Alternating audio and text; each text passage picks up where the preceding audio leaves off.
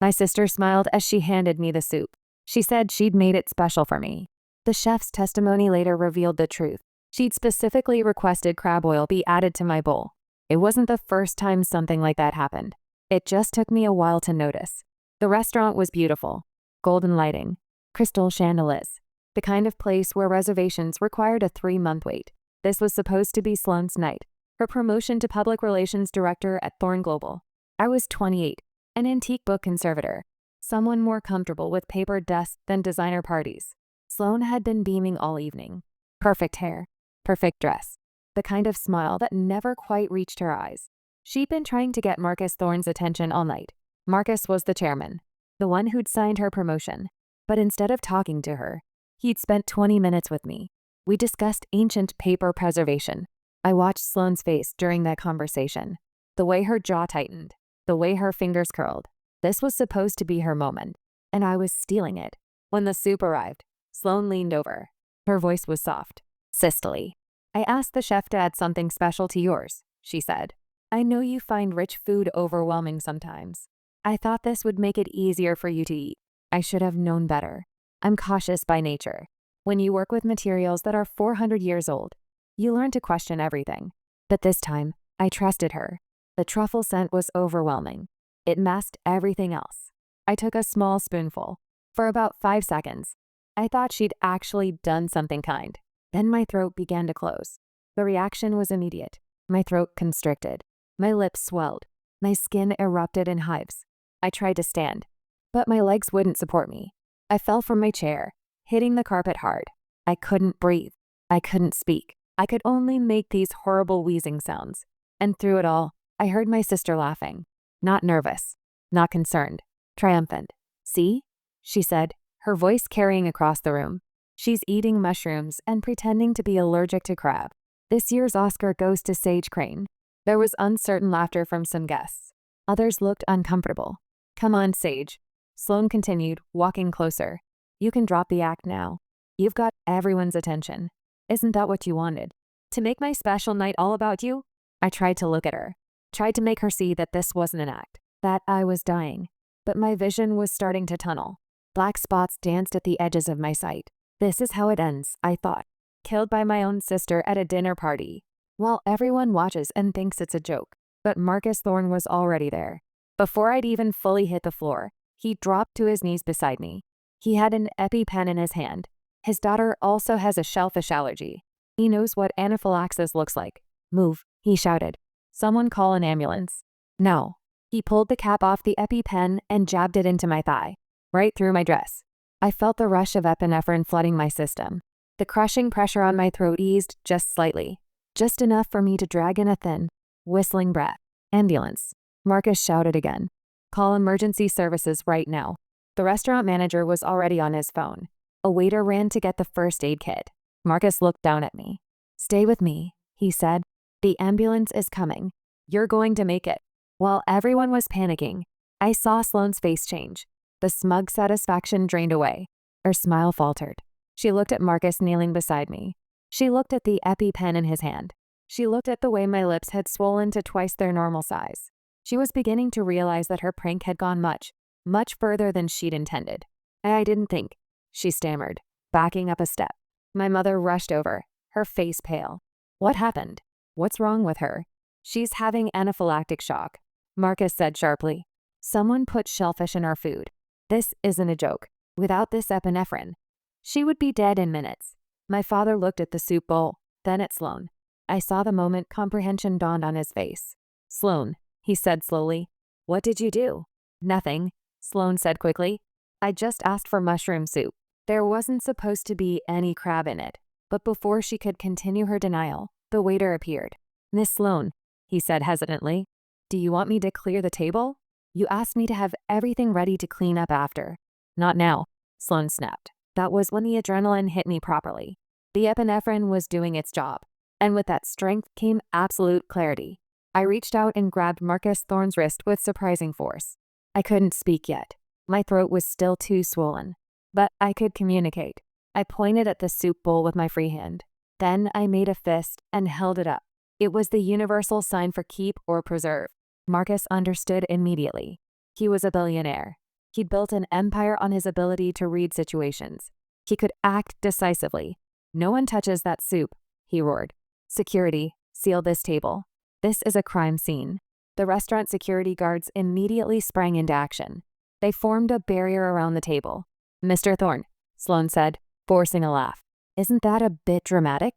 It's just a misunderstanding. Nothing leaves this room." Marcus interrupted, his voice cold as ice. "Not the dishes, not the soup, not a single napkin. Everything stays exactly where it is. The authorities will arrive soon." My mother grabbed Sloane's arm.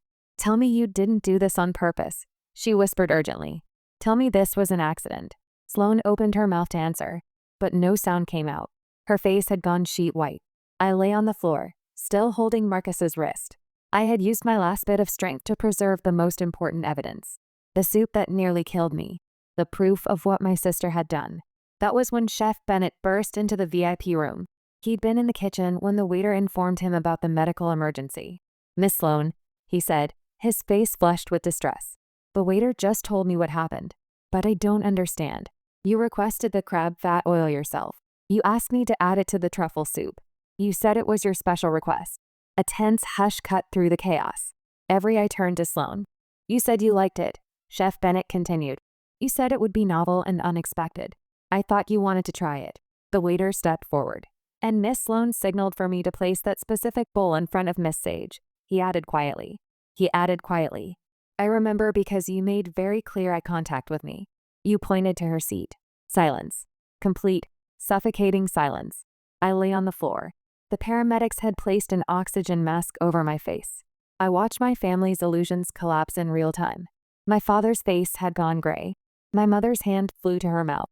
They were staring at Sloane like they had never seen her before. Because this wasn't an accident. This wasn't a misunderstanding. This wasn't even negligence. This was a deliberate trap, carefully planned and coldly executed. "Sloane," my father said, his voice hollow. "Tell me they're wrong. Tell me you didn't do this on purpose." Sloane looked around the room wildly, like a cornered animal. "I just thought," she stammered. "I mean, she always makes such a big deal about her allergy. I thought if she just had a tiny bit, she'd realize she's been exaggerating all these years. I thought it would just make her a little uncomfortable. Maybe get some hives. I never meant for it to be this serious." "You never meant to almost kill your sister?" Marcus said, his voice sharp enough to cut glass. "Is that your defense? It was supposed to be harmless." Sloane's voice was rising now, becoming shrill. "She's always been so dramatic about everything. I just wanted her to stop being the center of attention for once. This is my night, my promotion. And she has to make it all about her and her stupid allergy." My father's face hardened. "Shut up," he said. I had never heard him speak to Sloane that way before. In our family, Sloane was the golden child, the one who could do no wrong. The paramedics started wheeling me toward the door. As I passed my family, I looked each of them in the eye. My mother was crying. My father looked like he had aged 10 years. And Sloane looked terrified. Could, I thought, be terrified. The most sophisticated toxicity doesn't come from obvious violence. It comes from actions that are sugar-coated in the name of care. When someone deliberately tests your safety boundaries, they aren't joking. When they play with your life and call it a joke, they're showing you exactly who they are. I had spent 28 years being the understanding younger sister, the quiet one, the one who didn't make waves, the one who accepted being overlooked because keeping the peace was easier than fighting back. But as those ambulance doors closed, something fundamental shifted inside me. Sloane wasn't just jealous. She was willing to risk my life, genuinely risk ending it, just to satisfy her ego. And my parents, who had always defended Sloane, who had always made excuses for her cruelty, they could no longer deny the truth. Who had always made excuses for her cruelty, they could no longer deny the truth. I felt a coldness spread through me. It was the cold that comes when emotional bonds snap. It was the ice that forms when you finally stop lying to yourself about people you love. I was done being the submissive sister who accepted crumbs of affection. I would handle this the way I handle a book that's been eaten by mold, with ruthless precision, removing every trace of the harmful agent until nothing remained but clean paper. Sloane had tried to destroy me. Instead, she had freed me. Now I would show her what happens when you push someone who has spent their whole life being careful, being controlled, being quiet. Being controlled, being quiet. You don't get an explosion. You get something far worse. You get precision. Am I the asshole for choosing to pursue legal action against my own sister, who nearly killed me, instead of forgiving her as my family expects? Let me tell you what happened next, because the story doesn't end in that ambulance. It was only the beginning. The chaos spilled out from the restaurant lobby onto the sidewalk. Marcus Thorne stood near the rear of the ambulance. His phone was already in his hand. His finger hovered over the number for his personal attorney. "I'm calling the police," he announced. "This is attempted murder, or at the very least, aggravated assault. Ems Crane will be arrested tonight." Sloan had followed us out, pushing past the security team. Her heels clicked frantically on the pavement. "No," she whispered. "No, please, Mr. Thorne. It was a mistake. I didn't mean." "You admitted to deliberately contaminating your sister's food," Marcus said coldly. "You used a substance you knew she was deathly allergic to. You did this at a company event. You used company resources. You were representing Thorne Global as our new PR director. If I call the police right now, you'll be in handcuffs before midnight. Your career will be over before it begins. Given the premeditated nature of this attack, you're looking at serious prison time." My mother grabbed Sloane's arm, her face crumpling. "Oh, my sweet girl, what have you done?" My father stood frozen. His brain was clearly trying to calculate the social and professional fallout. But I saw something else happening. I saw the way Marcus's hand tightened on his phone. I saw the way the other dinner guests were hovering nearby, their phones out. I saw the restaurant manager wringing his hands. He was clearly terrified about the publicity nightmare this would create. And I saw my opportunity. Despite lying on the stretcher with my throat still swollen, and my voice reduced to a hoarse rasp, I raised my hand. And my voice reduced to a hoarse rasp. I raised my hand. I clawed the oxygen mask down from my face. "Wait," I managed to croak out. The single word felt like swallowing broken glass. Marcus turned to look at me, surprised. Everyone went silent. I looked directly at Marcus. My eyes were clear despite everything my body had just been through. "Don't call the police yet," I said, each word a physical struggle. "Arresting the PR director will cause Thorne Global's stock to plummet. I don't want to affect your assets. My lawyer will handle it. We'll do it tomorrow." The relief that flooded my family's faces was almost comical. My mother let out a sob of gratitude. "Oh, Sage, thank you. Thank you. You're such a good girl. Such a good sister." My father's shoulders sagged. "We'll work this out as a family. We'll sit down tomorrow and talk through everything calmly." And Sloan looked at me with a mixture of relief and contempt. I could read her expression clearly. She thinks I'm weak. She thinks I'm too scared to press charges. She thinks family loyalty will win out in the end. "Sage," she said, stepping closer to the ambulance. Her voice took on that sweet, manipulative tone she uses when she wants something.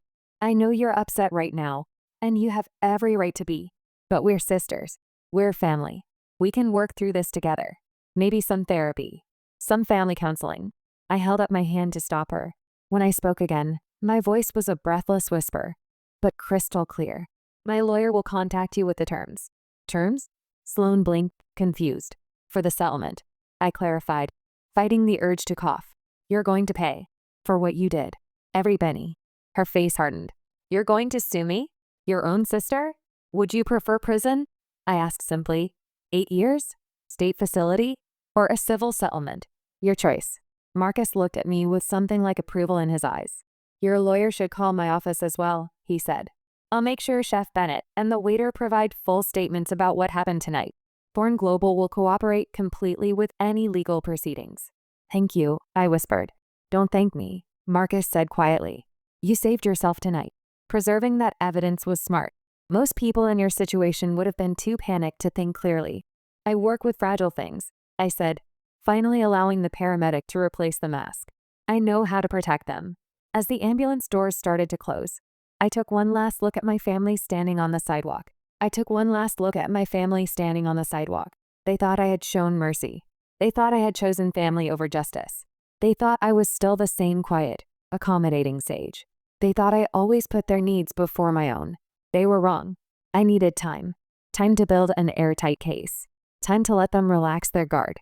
Time to gather every piece of evidence that would make what came next absolutely undeniable. Sloan thought working with a lawyer tomorrow meant some gentle negotiation. Maybe a small payment to smooth things over. Maybe an apology that would let us all move on and pretend this never happened. She had no idea what was coming. I spent 3 days in the hospital. The anaphylaxis had done more damage than the doctors initially realized. My vocal cords were inflamed and damaged from the swelling, leaving my voice hoarse and weak. I would need weeks of speech therapy to fully recover. The repeated doses of epinephrine had strained my heart, requiring cardiac monitoring. And psychologically, I was a mess. Nightmares of choking, panic attacks triggered by the smell of mushrooms, a bone-deep terror every time I had to eat anything. But I didn't rest. I didn't waste a single moment feeling sorry for myself. On the second day, while I was still hooked up to IVs and monitors, I had my lawyer visit me. Mr. Lawson was a sharp, aggressive attorney in his mid-40s. He specialized in civil litigation and personal injury cases. I had hired him 3 years ago to handle a contract dispute, and he had impressed me with his ruthless efficiency. "Tell me everything," he said, pulling out his tablet to take notes. I told him. Every detail. Every moment. The conversation Marcus had with me that set off Sloane's jealousy. The way she had disappeared to speak with the chef. The soup that nearly killed me. The confession in front of witnesses. "This is airtight," Mr. Lawson said, his eyes gleaming. She confessed in front of a room full of people, including the CEO of a major corporation. "We have the chef's testimony about her specific request to add crab oil. We have the server's testimony about her directing that bowl to your place. We have physical evidence in the form of the soup itself. And we have Marcus Thorne as a witness to your medical emergency and his immediate intervention. I want affidavits from Chef Bennett and the waiter," I said. My damaged voice was barely above a whisper. "In writing. Notarized. Before they have a chance to be pressured by my family or anyone else." "Consider it done," Mr. Lawson said. "I'll have them within 48 hours. And I want a full medical report documenting every injury. The throat damage, the cardiac strain, the psychological trauma, everything. Already ordered. The hospital is cooperating fully." I looked at him steadily. "I want her destroyed, Mr. Lawson. Not hurt. Not embarrassed. Destroyed. I want her to lose everything she values. Her career. Her money. Her reputation. I want my parents to understand exactly what their golden child is capable of. And I want it all done legally, cleanly, and completely." Mr. Lawson smiled. It wasn't a nice smile. It was the smile of a predator who had just spotted prey. "How much are we asking for?" $900,000, I said without hesitation. "That's enough to ruin her financially, but not so much that it seems unreasonable to a mediator. It covers my medical expenses, lost income, pain and suffering, and the cost of psychiatric care. It's just low enough that she'll think she's getting off easy." "You've thought this through." "I've had nothing but time to think," I said. "And one more thing. I want this settled in mediation, not in court. Court takes too long, and I want this done quickly. 3 weeks from tonight. Can you arrange that? For $900,000 in a clear-cut case. The defense will jump at mediation. They'll be terrified of what a jury would award." "Good," I said, because my silence isn't forgiveness. It's strategy. Mr. Lawson stood up, closing his tablet. "Your sister tried to kill you, Ems Crane. She deserves everything that's coming to her. She tried to diminish me," I corrected quietly. "She tried to make me small, to make me weak, to prove I was nothing. That's even worse than trying to kill me, because she wanted me to survive it. She wanted me to live with the humiliation." I leaned back against the hospital pillows, suddenly exhausted. Instead, I continued. "She's going to learn what happens when you underestimate someone. Someone who spends their life working with things that are fragile but precious. You learn how to protect them. You learn how to repair them. And you learn how to remove anything that threatens them. Completely, permanently, and without mercy." My lawyer left with his marching orders. Over the next 2 weeks, while I recovered at home, he worked like a man possessed. He obtained sworn affidavits from Chef Bennett and the waiter. He collected medical records and expert opinions. He compiled a case file that was absolutely damning. And my family? They thought I was healing. They thought I was processing the trauma. They thought I was deciding whether to forgive and forget. My mother sent flowers, expensive arrangements that I immediately donated to the hospital. My father called twice, leaving rambling voicemails about not letting this tear the family apart. And Sloane sent a text message. "Can we talk? I think there's been a misunderstanding." I didn't respond to any of them. My silence wasn't forgiveness. It was the quiet before the storm. It was the moment when you hold your breath and aim carefully, because you only get one shot. And when Mr. Lawson called on day 19 to tell me the mediation was scheduled for day 21, exactly 3 weeks after the incident, I smiled for the first time since the poisoning. Exactly 3 weeks after the incident, I smiled for the first time since the poisoning. Perfect. I whispered into the phone, my voice still hoarse, but getting stronger every day. Let's end this. It took 3 weeks for the swelling to subside enough that I could speak without pain. It took 3 weeks for my body to stabilize enough that I could sit upright for more than an hour, without my heart racing like a trapped bird. That's how long it took for Mr. Lawson to compile every scrap of evidence into a legal file. It was so airtight that even the most expensive defense attorney in the state would advise their client to settle. That's how long my family waited before they tried to sweep attempted murder under the rug like it was a wine stain on expensive carpet. The mediation room smelled like lemon furniture polish and desperation. It was one of those corporate spaces designed to look neutral. Beige walls, a long oak table, leather chairs that squeaked when you shifted your weight. The kind of room where million-dollar deals died quietly, where careers ended with a signature instead of a scene. I arrived early with Mr. Lawson. My hands were still trembling slightly from the medication. I'd be on it for the next 6 months. The doctors said the tremors would fade. I wasn't sure I wanted them to. They were a reminder of what had almost been taken from me. Sloan walked in 12 minutes late, because of course she did. Even now, she couldn't resist the power play of making everyone wait. She wore a dove gray dress. It probably cost more than my monthly rent. Her hair was pulled back in a soft chignon. It screamed innocent victim. The makeup was perfect, just enough to look put together. Not so much that she seemed callous, but it was her expression that made my stomach turn. That carefully practiced look of remorse. Eyes just slightly wider than usual. Lips pressed together in what was supposed to be anguished restraint. I'd seen that face 1,000 times growing up. It was the face she made when she wanted something, when she needed someone to believe her, when she was about to lie. She could lie so smoothly that even she might believe it. Mom and Dad flanked her like bodyguards. Dad's jaw was set in that stubborn way. It meant he'd already decided how this was going to go. Mom kept glancing at me. Her eyes held something I'd never seen before. Tear, maybe mixed with a desperate kind of pleading. They looked at me the way people look at bomb timers counting down. Sage, Mom started, her voice doing that soft, soothing thing she used to do when I was little, and it scraped my knee. Honey, we're so glad you're feeling better. I didn't respond. Mr. Lawson had coached me. Speak only when necessary. Let the evidence do the talking. Don't let them manipulate your emotions. I folded my hands on the table, felt the cool wood beneath my palms, and waited. Sloan leaned forward, and right on cue, her eyes began to glisten. Sage eye. Her voice cracked perfectly. A hairline fracture in porcelain. I need you to know how sorry I am. I swear. I only thought you'd get an itchy rash or something. Maybe your throat would get a little scratchy. I just wanted to tease you a bit, you know? Get you to loosen up. Stop being so serious all the time. She reached across the table like she wanted to take my hand. I pulled mine back. I didn't know, she continued.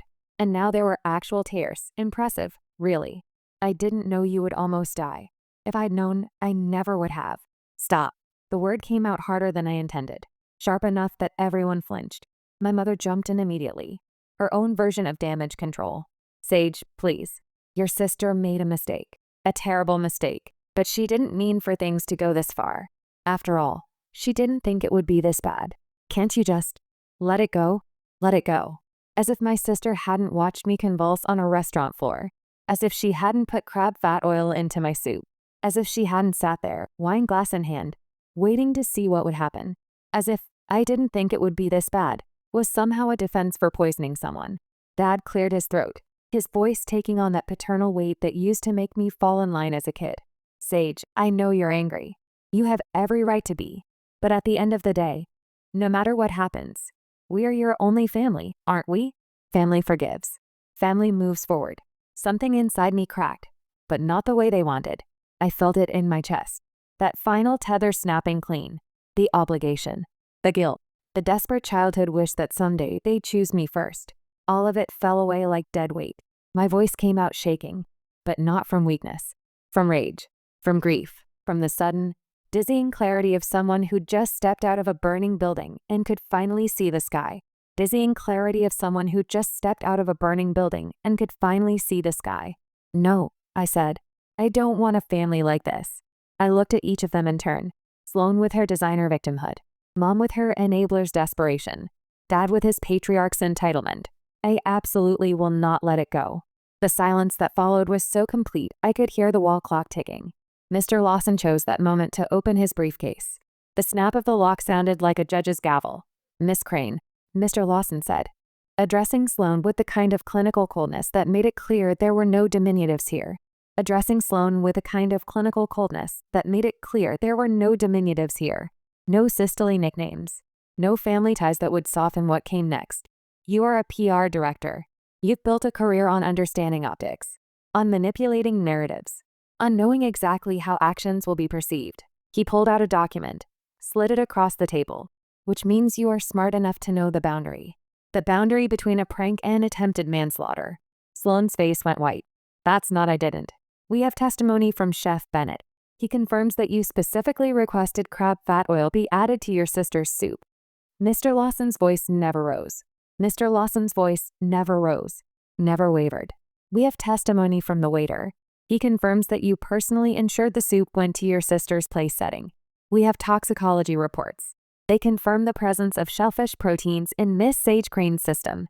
The concentrations are consistent with deliberate contamination.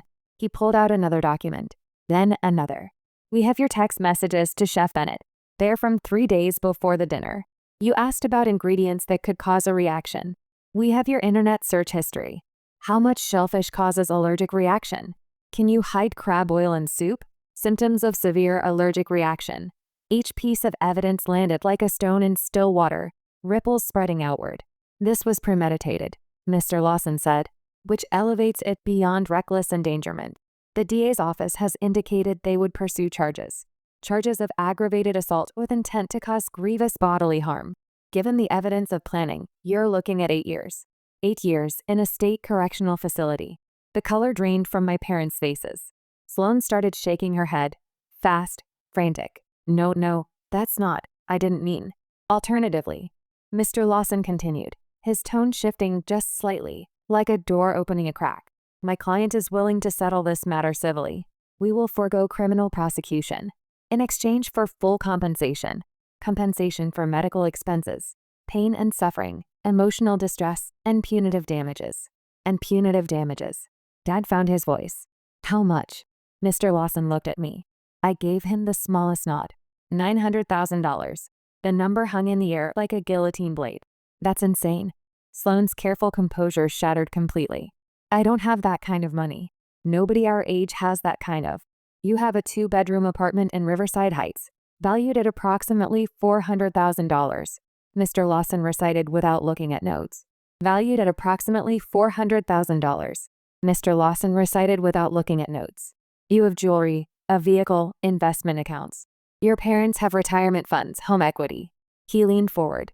The alternative is prison time, a criminal record, and civil liability that could follow you for decades.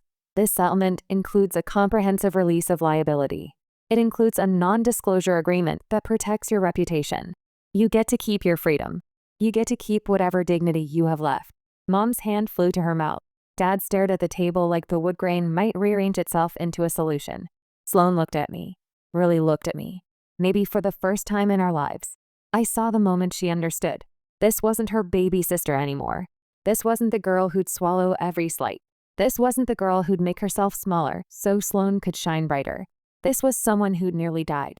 Someone who decided that survival wasn't enough. I wanted restitution. I wanted consequences. I wanted everything she'd used to hurt me turned against her. You can't do this, she whispered. I met her gaze, steady. I can. I am. My parents looked at me with eyes full of something. Something I'd never seen directed at me before. Fear. And underneath it, hatred.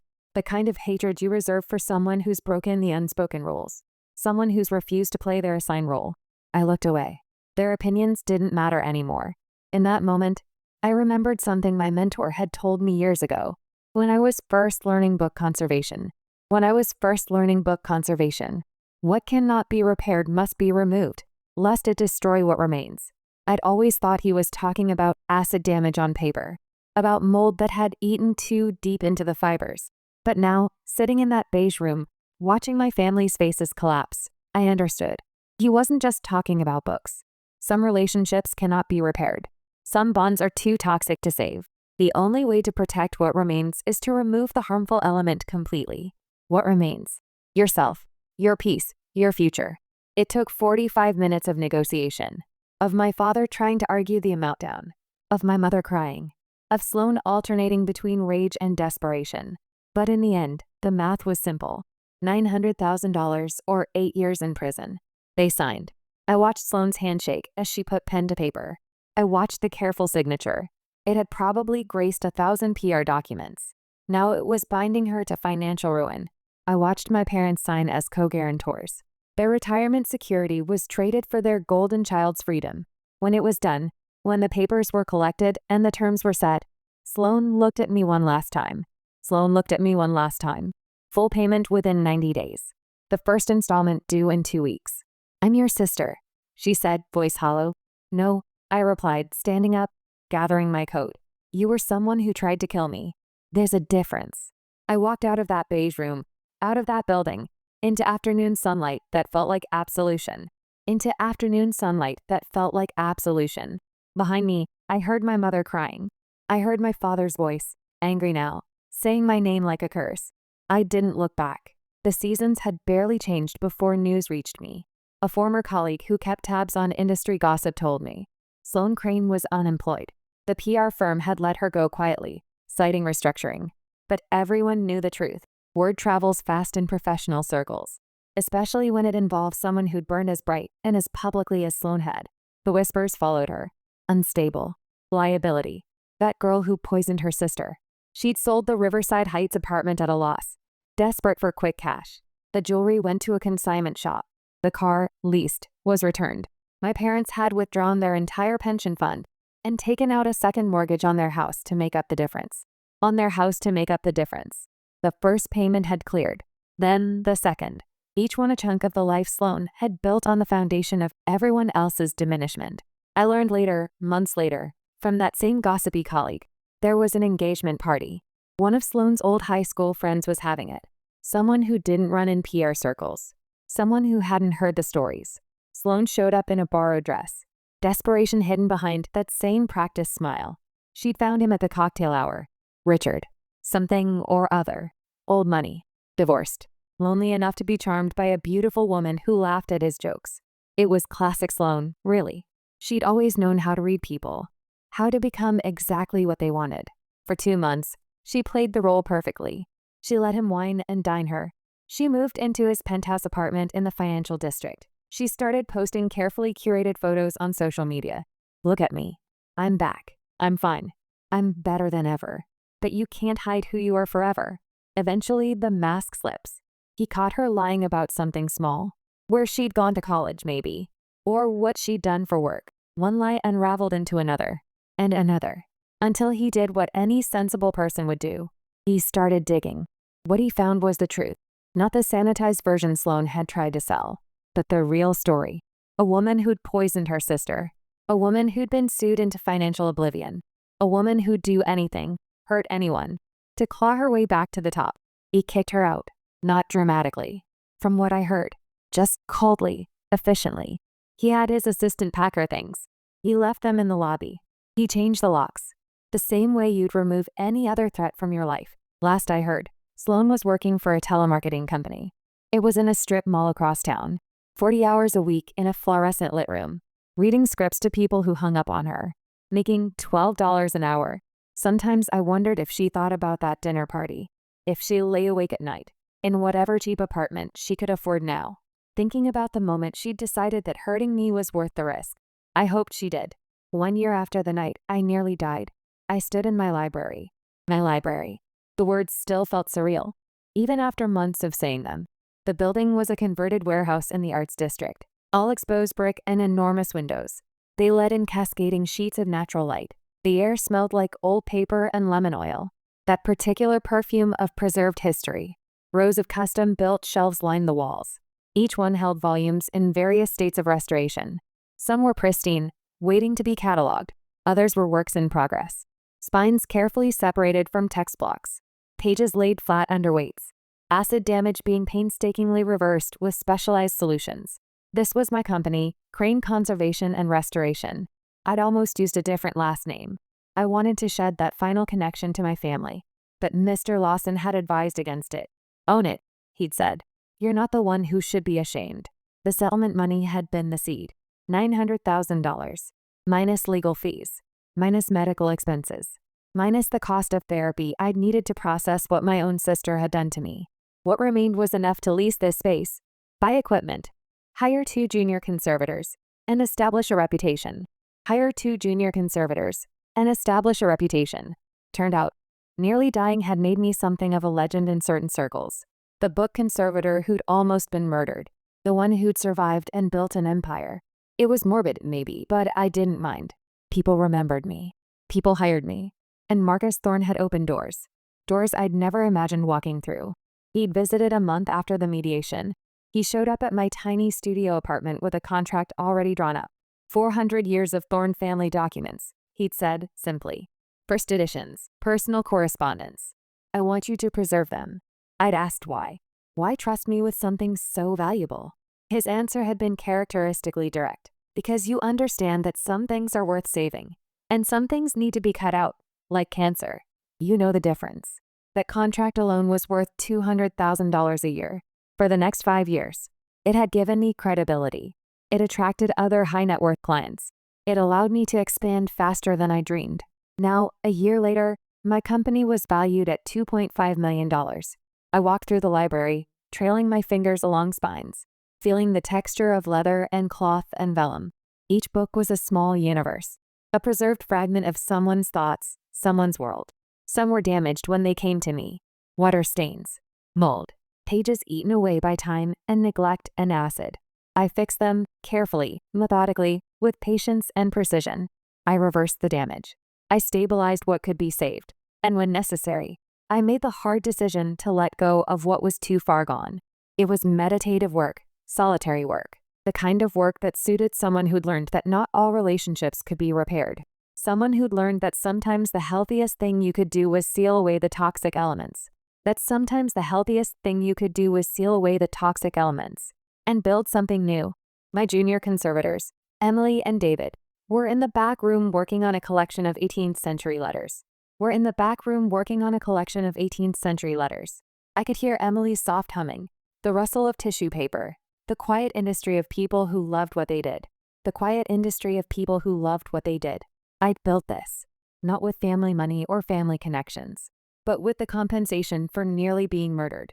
Every shelf, every tool, every carefully restored page was proof that I'd taken the worst thing that ever happened to me and alchemized it into something beautiful. My phone buzzed. A text from Mr. Lawson. Final payment cleared. Case officially closed. The third and final installment. Sloane's debt was paid in full. Or rather, your parents' debt on Sloane's behalf was paid in full.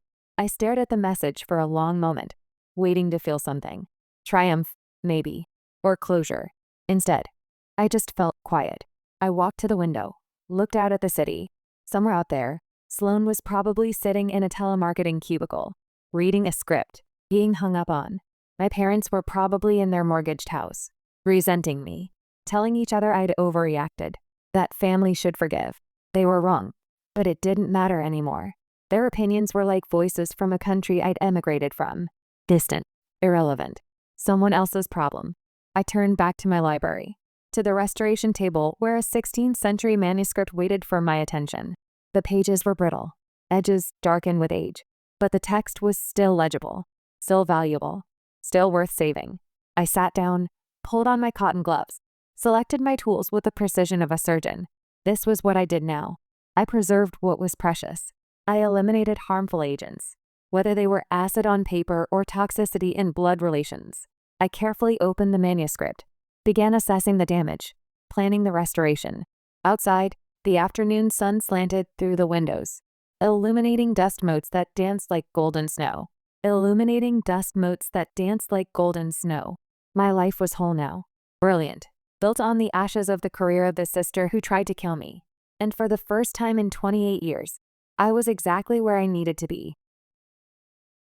If this story resonated with you, if you've ever found yourself in a situation where someone you trusted crossed a line, I hope you know that you're not alone. A line that couldn't be uncrossed. Setting boundaries isn't cruel.